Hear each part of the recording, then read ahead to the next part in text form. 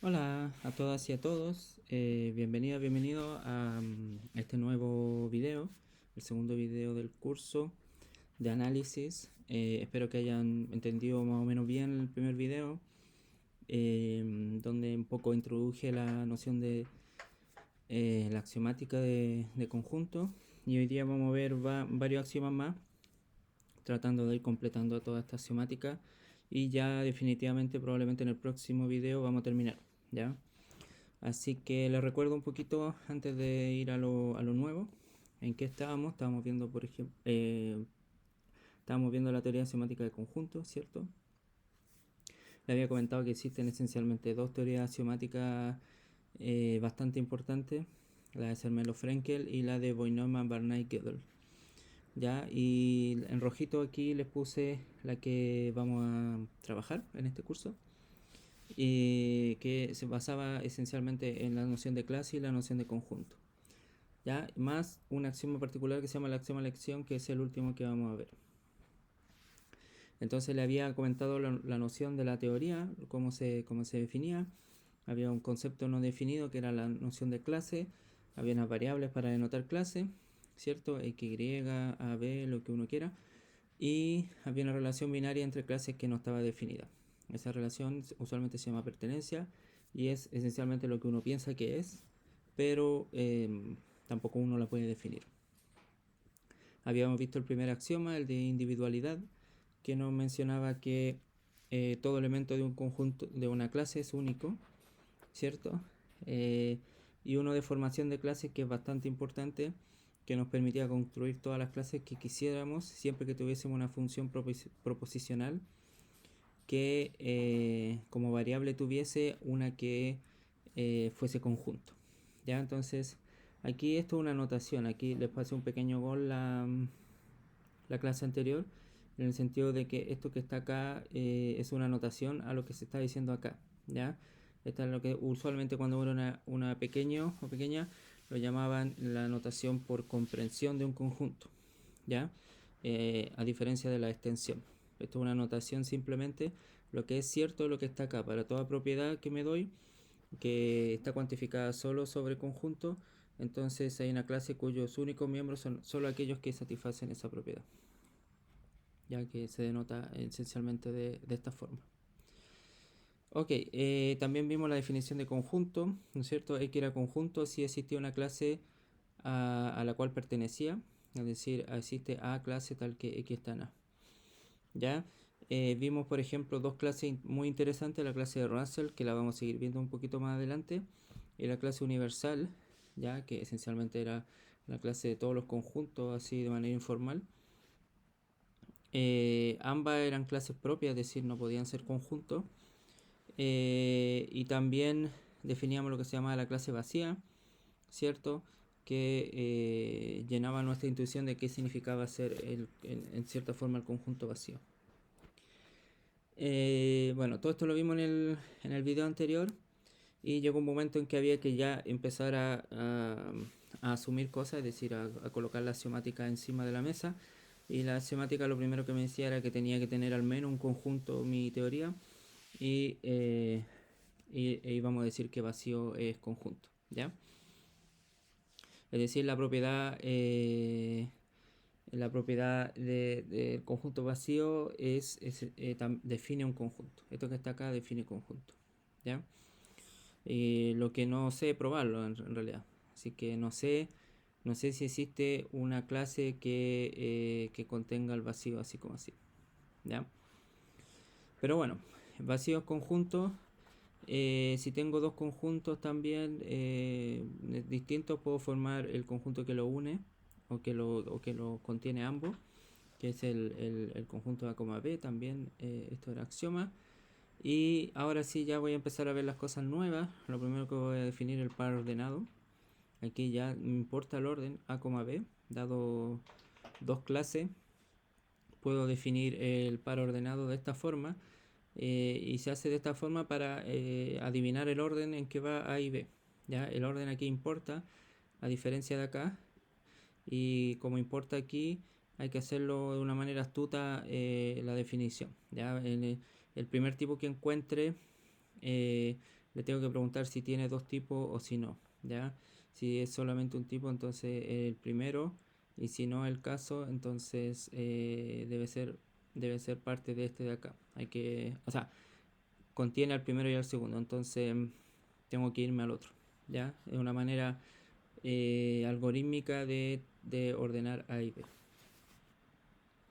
Ok, entonces ahora sí ya vamos a colocar definiciones clásicas. Ustedes me dirán, bueno, vuelta a ver lo mismo, en cierta forma sí.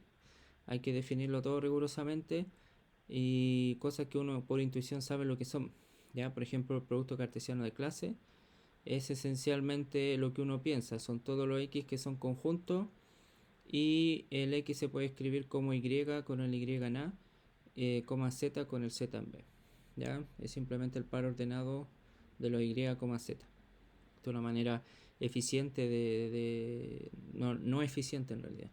No es eficiente de definir el producto cartesiano, pero de esta forma yo sé exactamente qué es clase. ¿Ya? Porque efectivamente la variable que estoy cuantificando es conjunto. Entonces, dadas dos clases, puedo definir su producto cartesiano, que también es una clase por el axioma 2, y una relación va a ser una subclase de A cruz B, ¿ya? Como se define usualmente cuando uno es mechón o mechona. Si tiene un conjunto A cruz B, cualquier subconjunto de A cruz B es una relación, ¿ya? Aquí lo vamos a hacer con clase. A cruz B es clase y cualquier subclase va a ser una relación, ¿ya?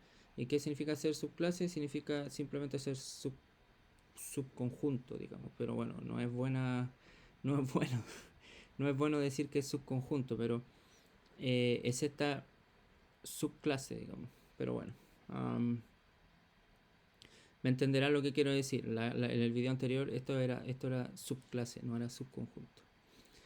Así que, porque, bueno, me entienden, me imagino. Me estoy mareando solito.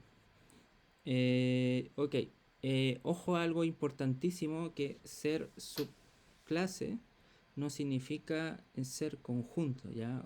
Acuérdense que la noción de conjunto viene con la pertenencia, no con el ser subclase o subconjunto. Así que ojo a eso, no por ser subclase o subconjunto va a ser, bueno, si es subconjunto es conjunto, pero no por ser subclase va a ser conjunto. Y se escribe como usual, ya la x, y en R, x, y en la relación, se escribe como x relacionado con y.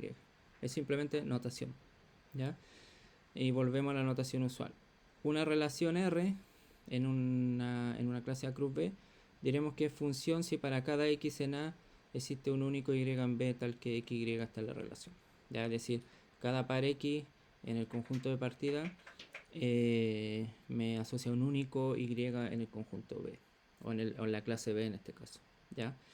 O sea, la función se define exactamente igual a como se hacía cuando éramos chiquititos, ¿ya? Y claro, no tiene sentido hablar de una función como una relación que satisface cierta propiedad así como tan larga. Simplemente se denota como R de A a B, hoy con y es R de X, ¿ya? Y el R lo vamos a abandonar inmediatamente y lo vamos a cambiar por F.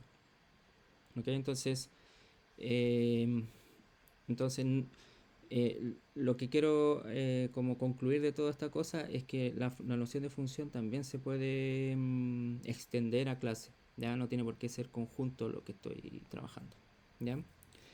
Así que, dicho de otra forma, una función es una subclase de una relación que satisface cierta propiedad, ¿ya? De unicidad. Como les digo, vamos a abandonar rápidamente la notación R y la vamos a llamar F. Yo no sé si una función es conjunto, ¿ya?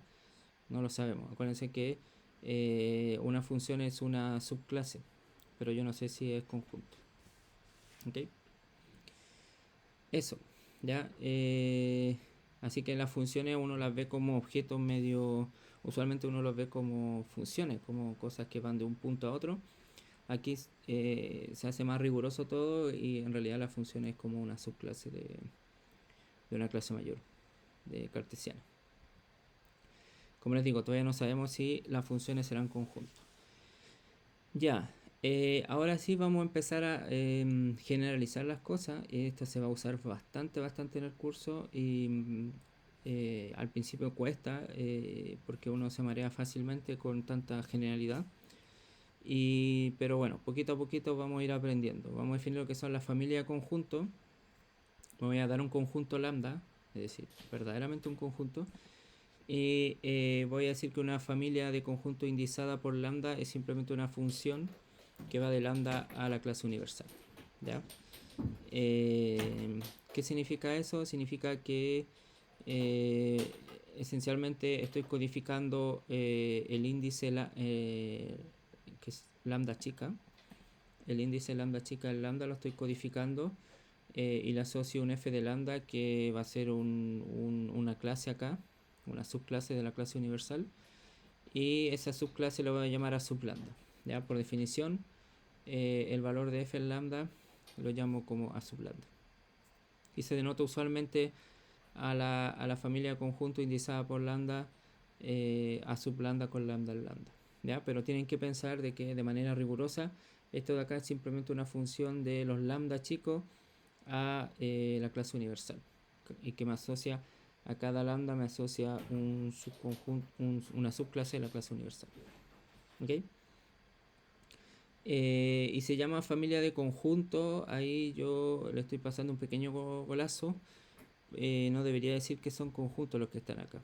Así que le estoy pasando un golazo. Por el momento solo es clase. ¿Ya? Pero bueno, spoiler, van a ser conjuntos. Ejemplo, me tomo lambda a los naturales y bueno, a uno le gusta a los naturales llamarlo n, n chica. Para cada lambda en n, o para cada n chica en n en los naturales, tomo f de lambda igual al singlet de 2 lambda, es decir, los pares. ¿Ya? Y ese es mi familia. Mi familia, cada uno de estas familias de conjuntos contiene un par. Y si tomo los reales, bueno, defino f de lambda igual al intervalo lambda menos 1, lambda más 1. Este es otro ejemplo donde el conjunto de índices no es solamente numerable, sino que ya es no numerable.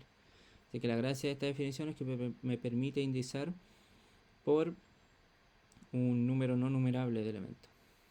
¿Ya? También se puede definir la unión de una familia de conjuntos, simplemente como la unión de lambda en lambda de los a lambda, y por definición va a ser la clase de los x tal que x conjunto y lo que uno espera de una unión. Alguien está en la unión si está en alguno de los a lambda. Esa es la definición exacta de estar en una unión. ¿Ya? Es decir, existe un lambda tal que x está en a lambda. Y la intersección es lo mismo, pero en lugar de que esté en alguno, tiene que estar en todos. Alguien está en la intersección arbitraria de a lambda con lambda en lambda, si para todo lambda x está en a lambda. ¿Ya? Así que es natural esta definición. No importa si el conjunto lambda es absurdamente gigante, no numerable, inmenso, me da igual. Digamos, la cuantificación me permite hablar de si existe un tipo ahí o si para todo tipo ahí se cumple la propiedad x en lambda, x en a lambda. ¿Ya? También hay gente que lo denota de esta forma y hay gente que lo denota aún peor, pero bueno, trataremos de seguir esta notación en el curso. ¿Ya? Ok.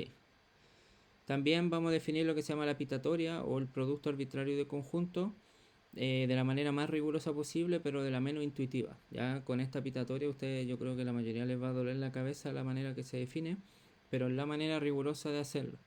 Ya la pitatoria de conjunto, o de, sí, en este caso de conjunto a lambda, son todas las funciones, ojo a eso, que van de el conjunto de índice a la unión de todos los a lambda. Con eso me aseguro que siempre vaya a parar a alguien que esté por aquí, que esté en los a lambda, ¿ya? Tal que para todo lambda, f de lambda está en a lambda, ¿ya? Es decir, la pitatoria corresponde a todas las funciones que a cada lambda, en el lambda mayúscula, le asocian un único elemento, único porque es función, que está en a lambda, ¿ya? Y usualmente un elemento f en la pitatoria se denota simplemente como a sub lambda lambda en lambda, ¿cierto? Con el a sub lambda por definición el valor de f en lambda. Ya, entonces si todavía no entienden lo que estoy diciendo con la pitatoria, en el fondo piensen que la pitatoria son el producto de muchos conjuntos a lambda.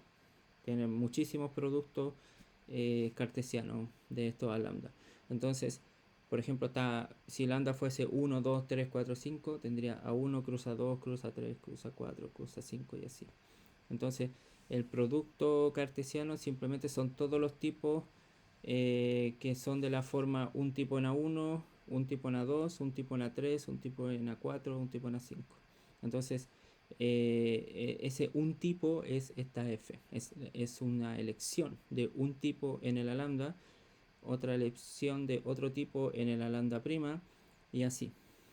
Ya, entonces es muy útil para lo que se va a ver a posteriori entender como las funciones que están en la pitatoria como elecciones. Ya, a cada lambda escojo un tipo en a mayúscula lambda. ¿Ok? Y eso esencialmente es el producto cartesiano, son todas las posibles combinaciones de tipo en cada uno de los a sub lambda.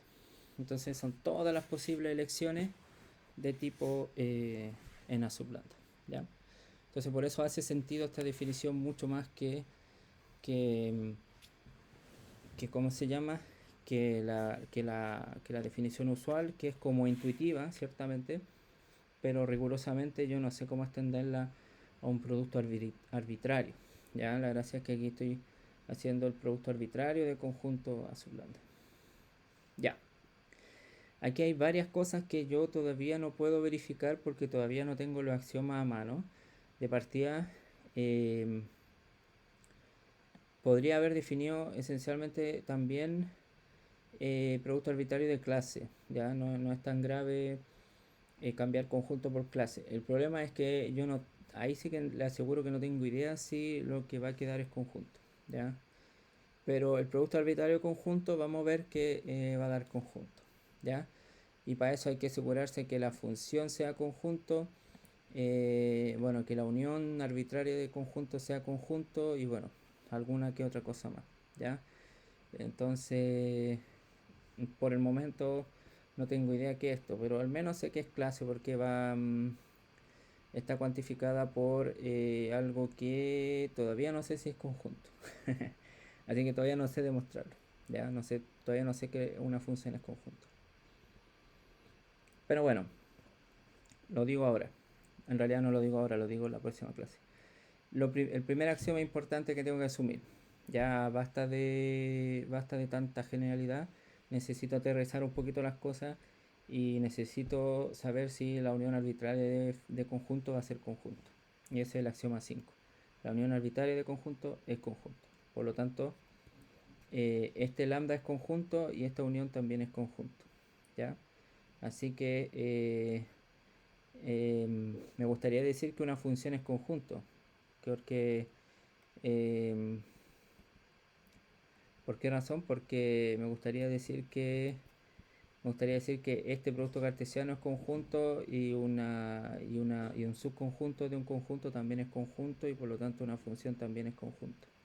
Me gustaría decirlo, pero todavía no puedo decirlo. Al menos yo sé que con el axioma 5 este es conjunto y este es conjunto. Y bueno, porque hay que asumir que la unión arbitraria de conjunto es conjunto, esencialmente porque no lo puedo probar.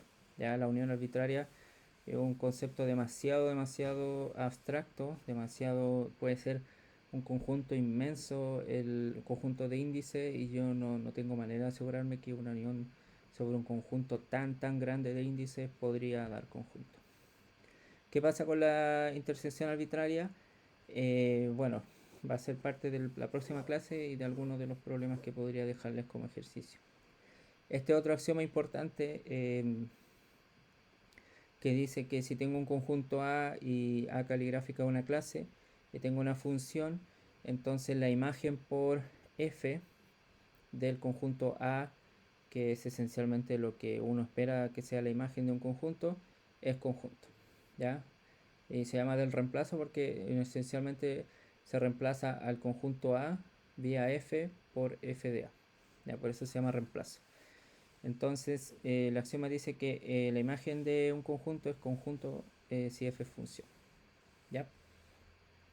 Y eso quiere decir que esencialmente un conjunto y una función no no se agrandan en extremo perdón, un conjunto no lo puedo agrandar en extremo vía una función. No puede ser que la imagen por una función de un conjunto sea una cosa tan gigante que no sea conjunto. ¿Ya? Eso. Así que el axioma me dice que intuitivamente algo que es cierto, la imagen de un conjunto debiese ser conjunto. ¿Ok? Ya. También dos axiomas más que van a ser bastante. Este es el axioma 7 que es súper útil, que me dice que la intersección entre un conjunto y una clase es conjunto, es decir, manda al que tiene mejor propiedades. ¿Ya? Y lo otro es que me va a asegurar en cierta forma que cuando haga muchas intersecciones lo que me quede no sea algo que no sea conjunto. Y el otro axioma, que es el axioma 8, el axioma de las partes, me está diciendo que si tengo un conjunto, sus partes también son conjuntos. Las partes de un conjunto puede ser un conjunto bastante gigante, en general es otro orden de magnitud más grande que el conjunto mismo, pero lo que me dice este axioma es que aun cuando sea un orden de magnitud más grande, eh, o varios órdenes de magnitud más grande, siempre va a seguir siendo conjunto. Y eso es lo que uno espera, ¿ya?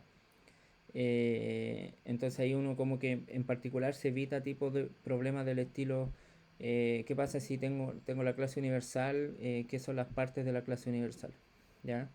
Eh, Podría definir las partes de cualquier clase, ¿ya? Pero no tengo idea de lo que son. O sea, no me pregunte lo que. Ya. Las partes, acuérdense, no las definí, pero bueno, aquí están. Las partes son todos los x tales que x conjunto y está incluido en A. ¿Ya? Así que en particular va a ser clase. Ya.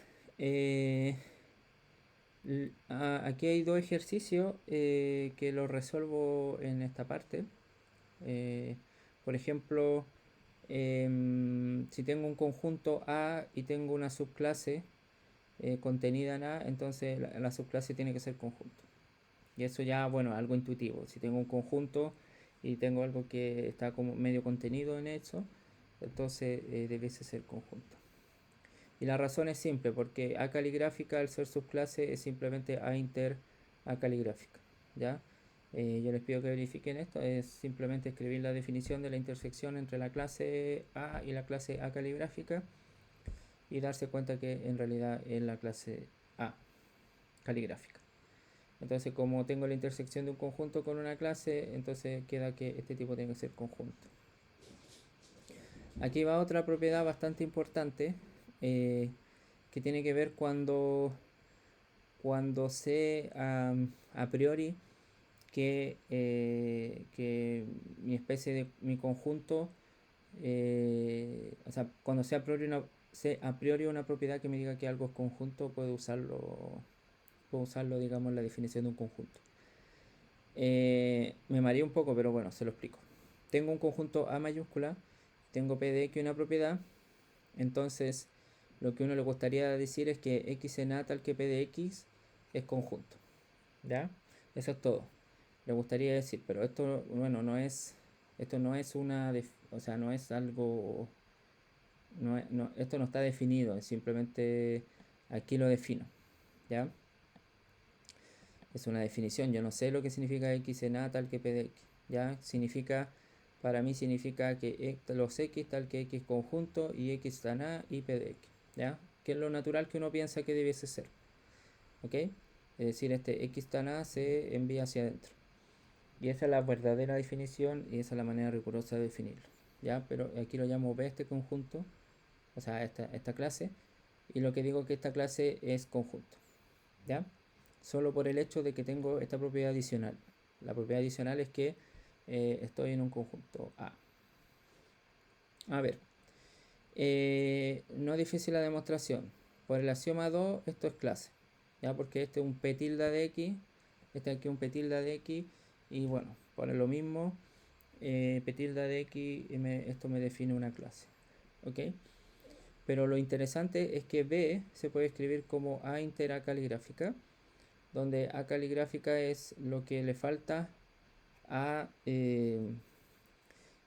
¿cómo se llama? A B para, o sea, cuando le quito esto, perdón, cuando le quito esto, es decir, A caligráfica es el conjunto, o sea, en la clase de los X, tal que X conjunto y P de X, ¿ya? Y lo que digo es que si lo intersecto con A, me queda B, ¿ok?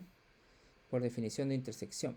Acuérdense que intersectar significa este I, ¿ok? Entonces tengo que, esta de aquí es clase, A caligráfica es clase, A es conjunto, por lo tanto B es conjunto, ya por el axioma 7. Así que eh, esto está bien definido de cierta forma, ¿ya? Así que es conjunto. Ok. Les dejo unos ejercicios para ustedes, para que vayan soltando la mano lo más que puedan. Traten de ir ejercitando todo lo que puedan, lo que van aprendiendo, lo más pronto posible, ¿ya? Con ejercicios chiquititos, no se pongan a hacer ejercicios extremadamente grandes ni complicados. Lo importante son los ejercicios chiquititos, ¿ya? Si tengo una familia conjunto, la intersección es conjunto. Se las dejo ahí, esto no es tan fácil, pero bueno, los dejo ahí a ustedes a que lo solucionen. Si tengo dos conjuntos, la diferencia es conjunto. Esa no es tan difícil. Tienen que pasar por probar que el complemento es conjunto. ¿Cierto? Yo no creo que sea tan difícil. Y la otra propiedad, bueno, esta es relativamente simple. La intersección arbitraria siempre está contenida en la unión arbitraria. ¿Ya? En realidad la intersección arbitraria está incluida en cualquiera de los lambda y cualquiera de los lambda está incluida en la unión arbitraria. Eso, ¿ya? La próxima clase vamos a ver tres axiomas fundamentales. El primero, ya para ir cerrando la cosa, el primero es un axioma que me soluciona el problema de Russell, ¿ya? El X no está en X, ¿ya? Y el segundo es la construcción de los números naturales, ese no va a ser tan simple. Y el último es el axioma de elección. Y si no tenemos tiempo para verlo el miércoles próximo, lo podemos ver el viernes, ¿ya? Y porque hay que igual, eh, el viernes sí o sí voy a hablar un poquito de toda la consecuencia filosófica del axioma de elección y eso va a tomar un buen tiempo, ¿ya? Así que eso, ya lo dejo por ahora. Espero que estén bien y nos estamos viendo. Chao, chao.